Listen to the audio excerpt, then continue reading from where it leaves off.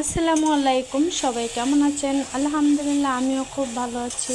আজকে রান্না করছি বড় মাছের, আইড় মাছের কাংসা এগুলো।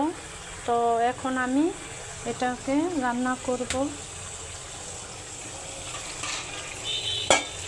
এখন সব মশলা কষিয়ে নিয়েছি, তো এখন দিয়ে দিয়েছি মাছের কাঁকড়া। এগুলো খেতে আমার খুব ভালো লাগে, আমি এগুলো খুবই পছন্দ করি।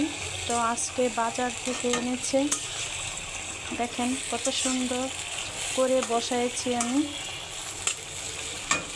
তো পাশে আছে মাছের ভুনা, এই যে